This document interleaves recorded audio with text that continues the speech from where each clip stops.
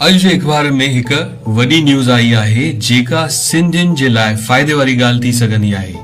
India जी government फ़ैसिलो कयो आहे त सेंसस यानी पॉपुलेशन या आदमशुमारीअ जी काउंटिंग अप्रैल 2026 खां शुरू कंदी। ख़ुशी जी ॻाल्हि आहे त हिन में कास्ट जी बि ॻणप कई वेंदी। लास्ट सेंसस जी काउंटिंग 2011 में थी हुई, जंहिंमें ॿुधायो वियो हुयो त इंडिया में सिंधी ॻाल्हाईंदड़ सिर्फ़ 27 लख माण्हू आहिनि। केतिरनि ई संस्थाउनि जो मञणु आहे त सिंधियुनि जी पॉपुलेशन इंडिया में 1 करोड़ खां बि वधीक आहे। पोइ 2011 जे सेंसस में एतिरो घटि सिंधी छो ॾेखारिया विया? हिन जा केतिरा ई कारण आहिनि। किथे फॉर्म्स जा कॉलम क्लियर न हुया, किथे सुवाल ई सही तरीक़े सां न पुछियो वियो ऐं केतिरनि ई सिंधियुनि पाण खे फॉर्म्स में सिंधी न लिखायो। 2011 खां पोइ 2021 में सेंसस जी काउंटिंग थियण वारी हुई, जेका कोविड जे करे न थी सघी।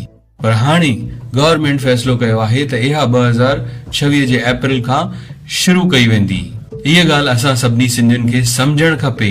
जेकॾहिं गवर्नमेंट हर हिक सिंधीअ जे लाइ 100 रुपए जो बजट ठाहे थी त 2011 जे सेंसस जे मुताबिक़ टोटल बजट सिर्फ़ 27 करोड़ जो थींदो।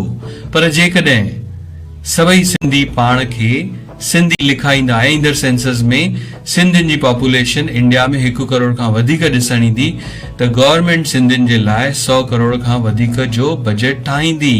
त सभिनी सिंधियुनि खे रिक्वेस्ट आहे त हिन दफ़े सेंसस जे सर्वे में पाण खे सिंधी ज़रूर लिखाईंदा ऐं इहा ॻाल्हि सभिनी सिंधियुनि ताईं पहुचाईंदा। जय झूलेलाल। हाँ मां सिंधी आहियां, हाँ मां सिंधी आहियां, हाँ मां सिंधी आहियां, हाँ मां सिंधी आहियां।